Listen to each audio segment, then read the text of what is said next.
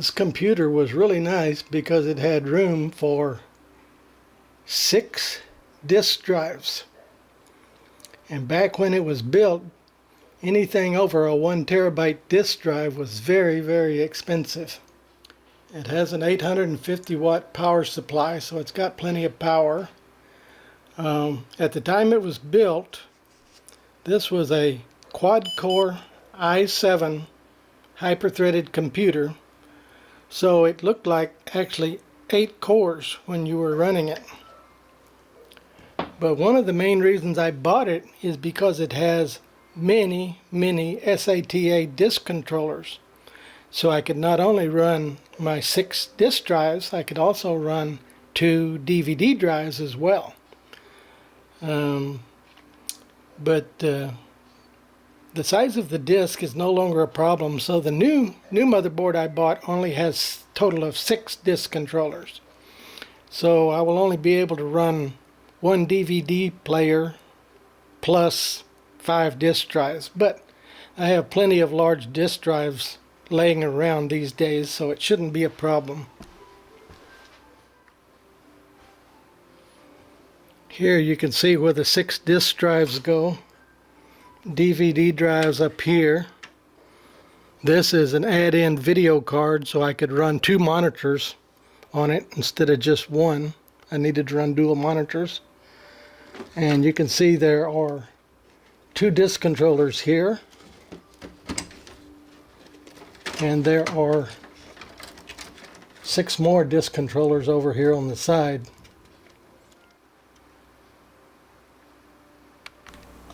I removed the video card so you can see the other disk controllers more clearly. Right here you can see the other 6 disk controllers. So it had a total of 8 disk controllers.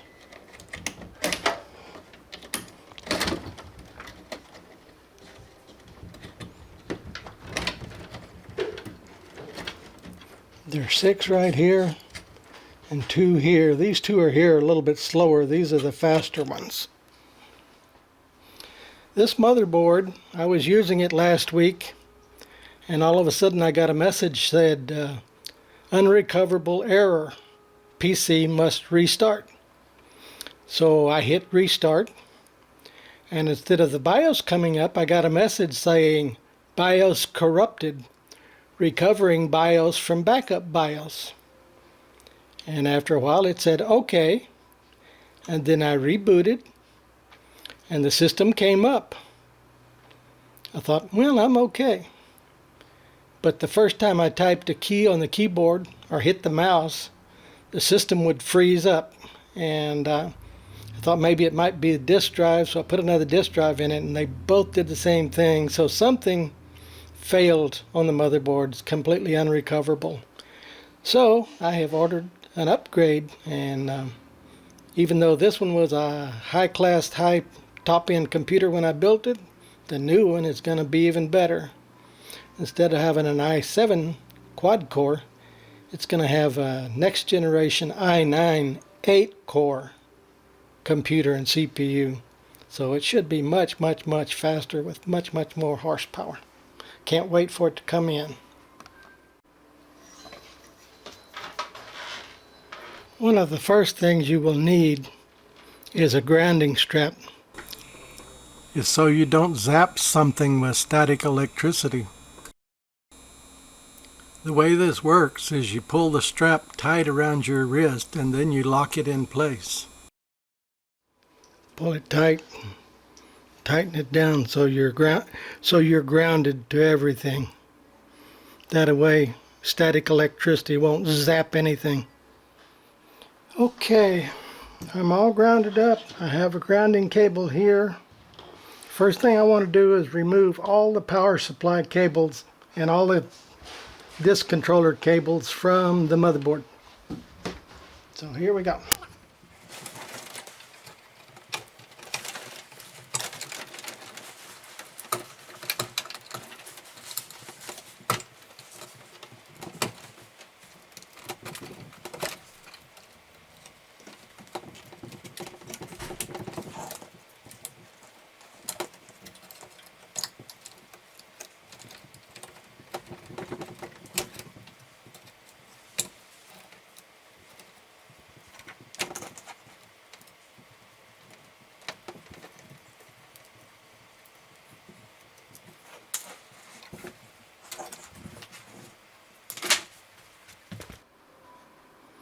Okay, now that we got everything loose, we need to remove the screws in the motherboard.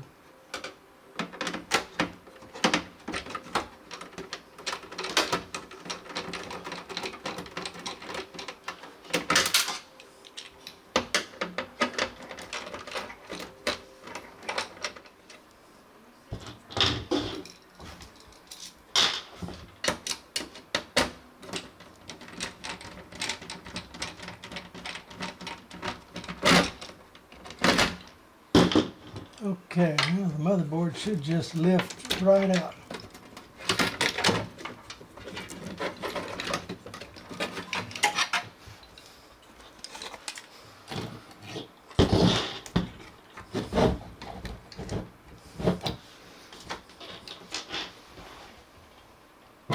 There you have it. One defective motherboard. Gonna be replaced.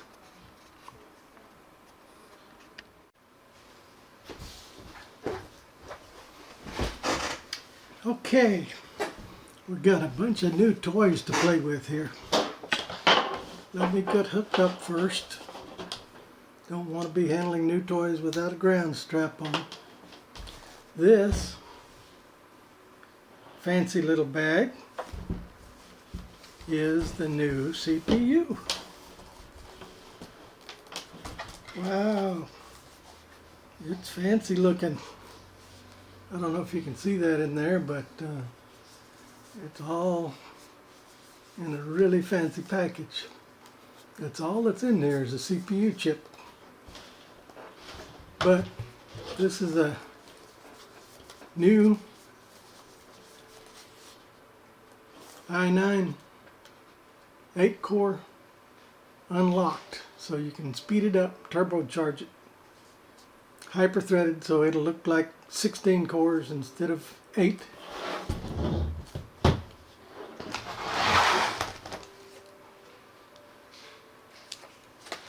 Here I have 64 gigabytes worth of RAM to go in. Each one of these is 16 gigabyte sticks, so this is 32 gigabytes, this is 32 gigabytes for a total of 64 gigabytes. And since that CPU chip is a 95-watt CPU chip, I'm going to have a liquid-cooled radiator to cool it down. And here is the brand new gaming motherboard. It's a Gigabyte Z390 Pro, and it is a screamer. So I guess we'll get started. Okay, I have removed everything from the box. Here's the motherboard. It's still in its protective anti-static wrapping. And it comes with a bunch of miscellaneous cables, some of which you'll probably use and some of which you probably will not use.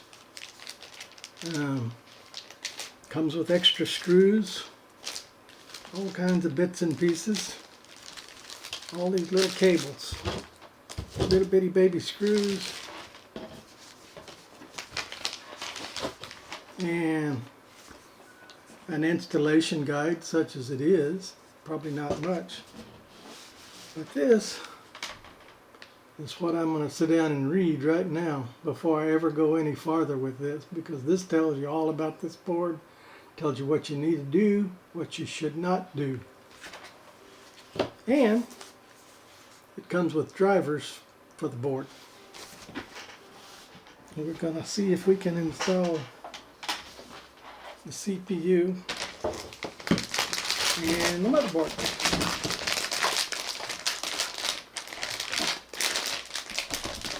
Be sure you have your wrist strap on.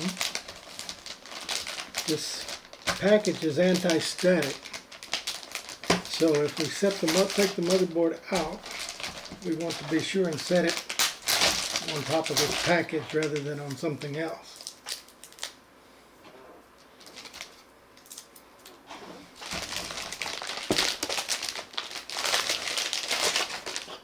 Okay. And that is a thing of beauty.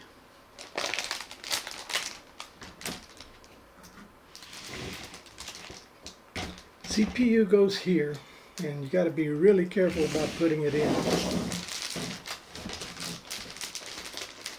Goes in this area here.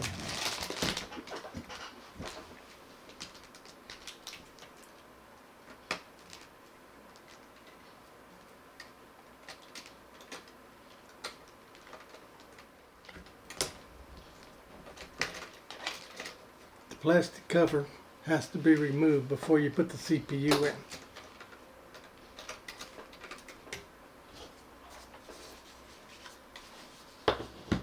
Now handle this very gently and do not try to force it. It only goes in one way.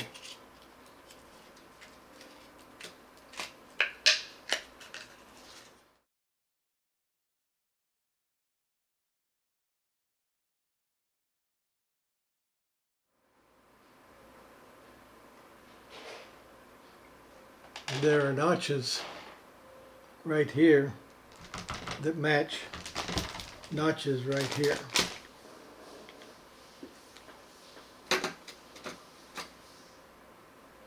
There's also a little triangle on the corner right here that matches up with that corner there. When you put the cover down, you have to be very careful. Get it under the screw and then tighten it down,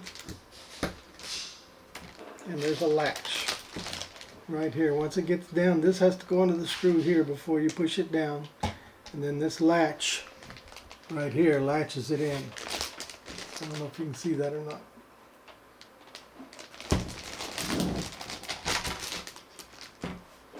Okay, next step, install RAM.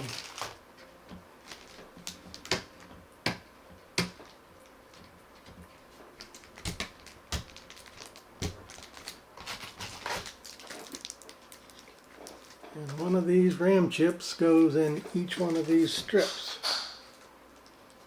And as long as they're all filled, it doesn't make any difference which one goes where.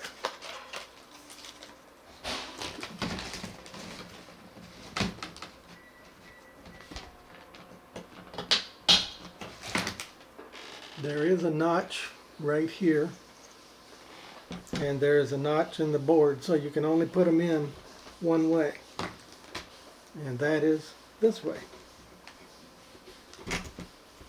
And when you put these in, it takes quite a lot of pressure. They snap in, and when they snap in, the little holders on the end pop in when you have them installed.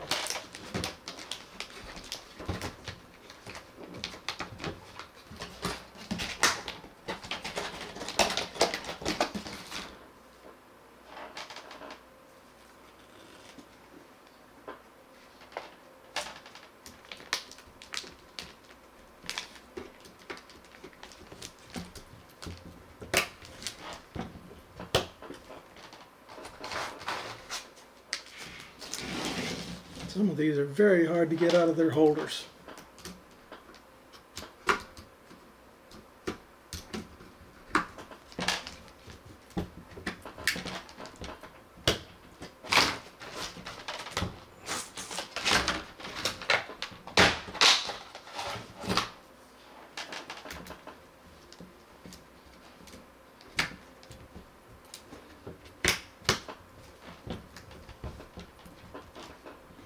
Okay.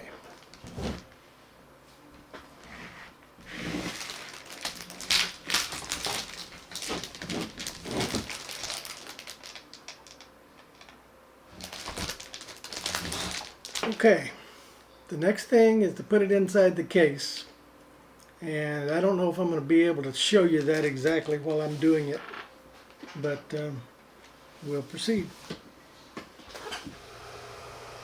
Okay, you can see the new motherboard is installed. You just have to be careful and make sure the screws all fit, and make sure the back panel goes in correctly.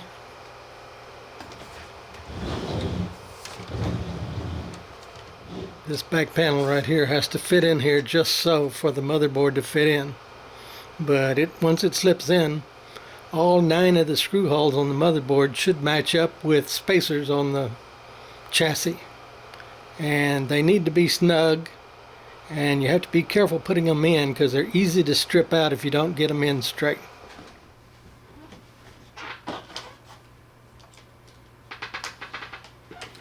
Okay, next thing we're going to do is assemble the water cooler.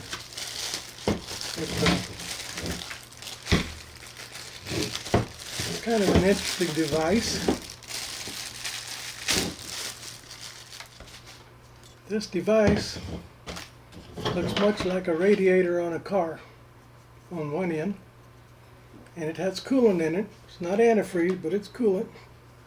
The other end has a big heat sink that goes on top of the CPU, and it has 2 fans, one on the top and one on the bottom, and we're going to assemble those fans, and then we'll try to mount it in the case. Okay, here you can see the motherboard is now installed.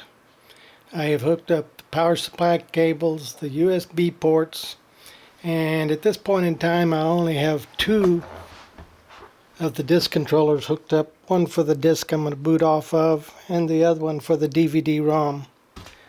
I have all my memory installed, and everything is connected up according to the directions in the motherboard. You need to be really careful to make sure you get everything connected correctly. This little connector down here especially is difficult to install because there are so many separate little cables that plug into there, and it depends on your computer case as to where they go, so you need to be very careful in hooking those up and follow the directions from the motherboard manual. And that's it for now. I still have to get some extension cables for some fans. These are just temporary. I have some longer cables ordered so that we can control the fans from the motherboard. Right now these 2 fans are running off of 12 volts until those come in. Okay. Next thing to install is this big monster here, which is the cooler for the CPU. And I have to get it in there and get it mounted up, and once that happens, then we should be ready to fire it up and see what happens.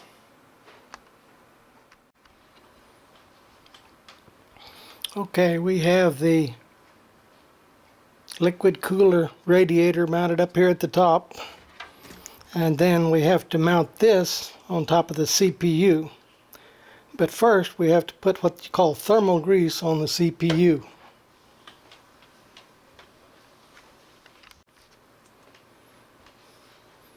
Here's what thermal grease looks like. It comes in a little, kind of like an injection tube.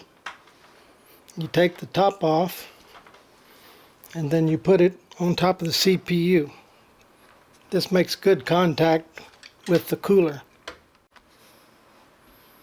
Okay, I've pretty well smeared it over with the grease. It's kind of hard to see, but when we put the pump down on top of it with the heatsink, it will flatten it out and smear it in good. Well, okay, we have the CPU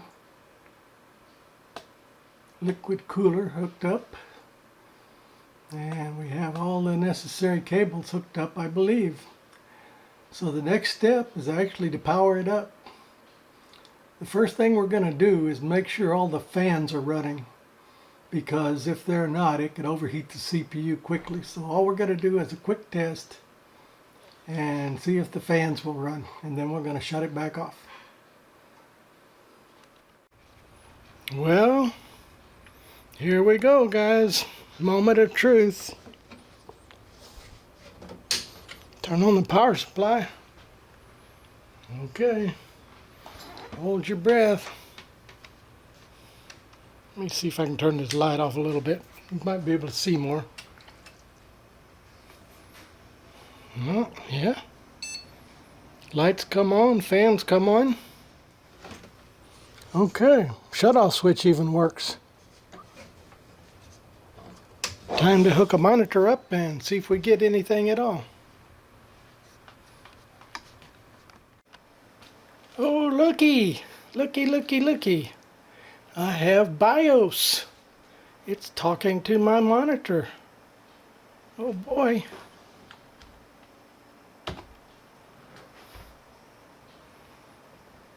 Wow. We have a computer. Cool.